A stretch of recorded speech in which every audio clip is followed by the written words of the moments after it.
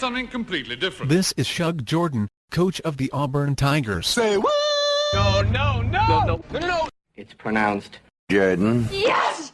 Yes! Yes! This is Shug Jordan, football coach of the Auburn Tigers.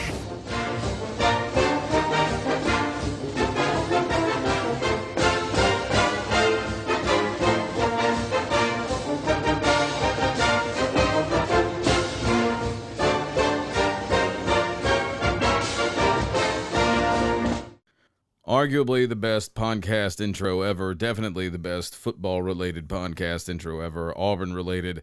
I'm sorry, it's just a fact. It was something special happened there. It was lightning in a bottle. So it's late Friday afternoon, and I don't count evening until 6 p.m. So I'm saying it's late Friday afternoon, and it's Tulane's tomorrow. And oh my gosh, I meant to do something on Tulane, this one particular game in the 30s I was going to do.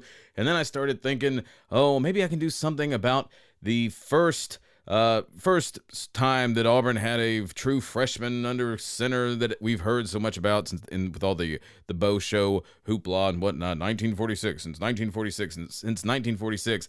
And I'm going to try to get a quick one out because, again, I felt bad. I've been trying to do these once a week. And so, okay, let me dig back through my files. Let me see what they were saying about traveling Travis Tidwell. Once upon a time, tossing Travis Tidwell after his first game against Southern Miss in late September of 1946. Now, there's a little bit of a difference between old Bo and old Travis. First being that Bo is 19. Now, Travis at the time, I think, was probably around 22, actually. So age-wise, he'd been in the Navy for 4 years. He was like a Navy fireman. He'd been the superstar out of high school, but then joined the Navy. I think there was like a war on. Anyway, so then he comes back, right? And he's going to start school. He's probably doing the whole GI thing. I need to do something more on him. But again, I'm trying to be quick here. So let me look. Okay, starting lineups. Wait. Okay, little something here. I guess we probably need to be giving Bo Nix maybe even more credit than we are. Maybe even making it more of a monumental deal than we have. Because, friends, Travis Tidwell did not start under center for the Auburn Tigers in his first game, September 27th, a Friday night, in Montgomery, Alabama's Crampton Bowl. He started at left halfback. The quarterback was Babe Genduza, or Genduza, Gendusa. I'm looking at it. I'm doing double takes. I'm like, wait. What's going on here?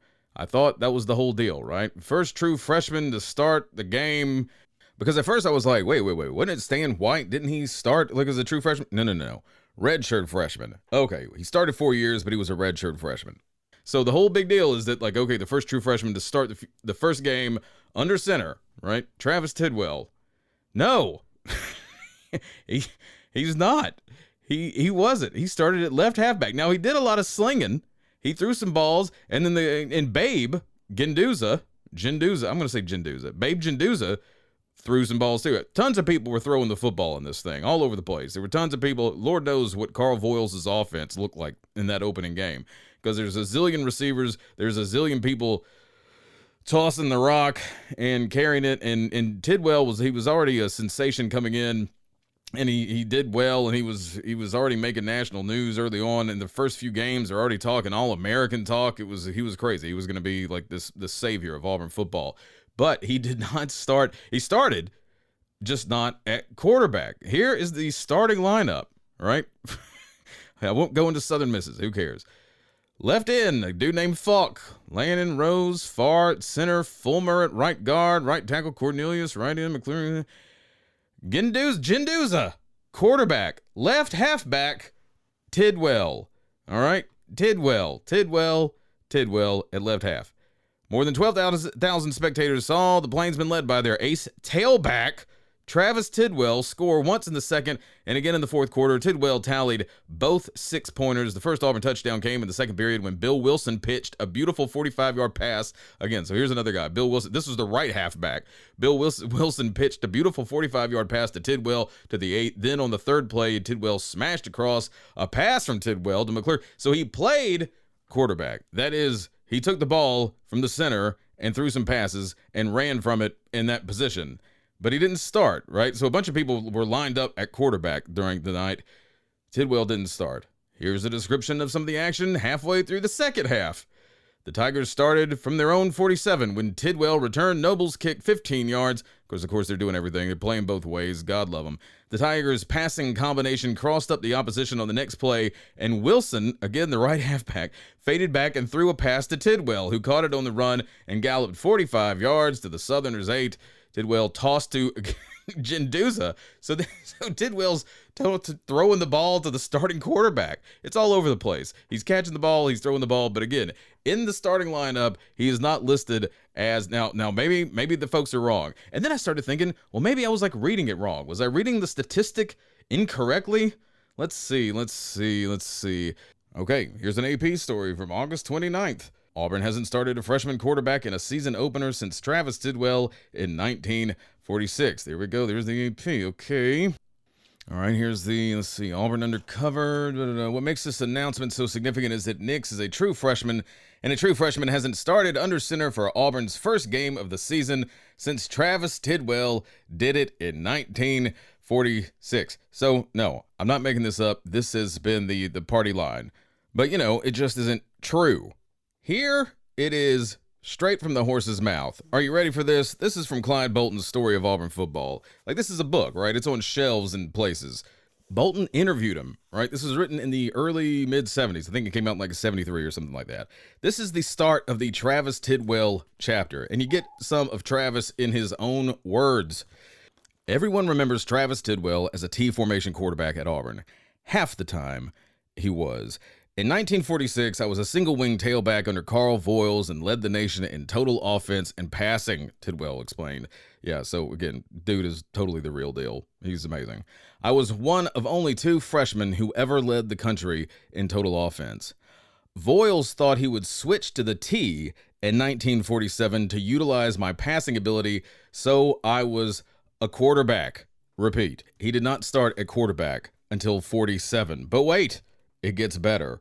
Earl Brown was the coach the next year, and he brought a modified single wing to Auburn, and I was a tailback again. So in 48, he's back to being a tailback, which really doesn't necessarily mess up the stat or anything, because everybody does remember him as a quarterback, right? That's what he did, and even when he was a tailback, he was throwing the ball a ton, catching the ball a ton, he was everything.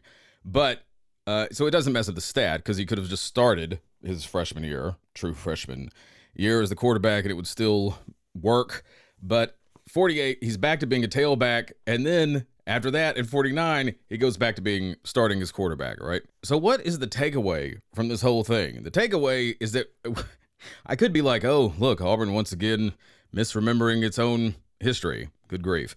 Or I could celebrate the fact that actually, I guess it's technically a more impressive thing for Bo, right? He may be literally the first true freshman ever. I don't think anybody did it before Travis. I thought maybe that Kirk Newell was doing it in 13, but I don't think he was starting. I don't think he became quarterback until maybe his junior year. I could be wrong.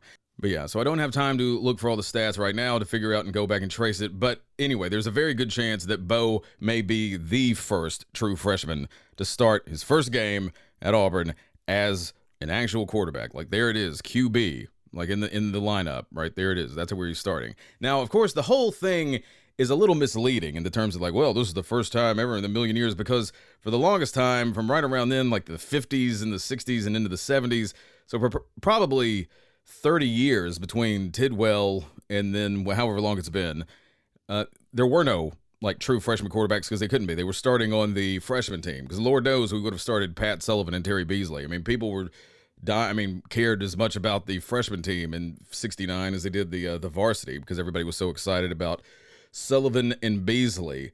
But still, hey, let's give the kid his due. He may be the first ever. It may be, because it wasn't Tidwell. As awesome as Tidwell was, now again, Tidwell's 22 at the time, at least, right? Because I'm pretty sure it was 4 years in the Navy, and I think he was playing Navy ball, and again, he was a fireman and all this stuff. So it's even more impressive because it's like a true freshman, and then also the physical maturity you more associate with a true freshman that you would imagine coming straight out of high school than, say, a Navy fire-hardened 22-year-old who is just coming out of World War II. So, congrats to Bo Nix, basically, is what I'm saying. We may need to make a bigger deal about this, and we also probably should start reading some history books and maybe just flipping back through some old scrapbooks just to get some more eyes on the statistics that we're just tossing out there. Again, it makes sense because everybody thinks of Travis as a quarterback because he was. And he was awesome, and he was a true leading the nation as a true freshman in offense until you just assume, well, a true freshman. Well, he was a quarterback, so that must be what he is. But he was a tailback his freshman year. So all of which is to say, go, Bo, go. All right, so how was that for a frantic Friday night, Saturday morning episode? But I felt we just needed to go ahead and pump the brakes on the lie before it got any bigger.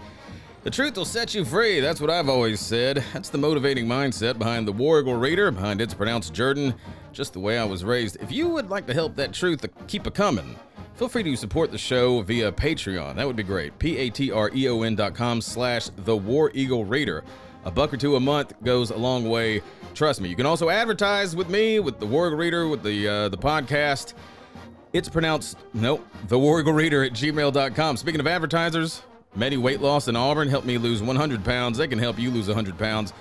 MediWeightLoss.com. Go in there at 986 Drew Lane in Auburn. Tell them Slim Henderson sent you. Trust me. Until next time, War Eagle.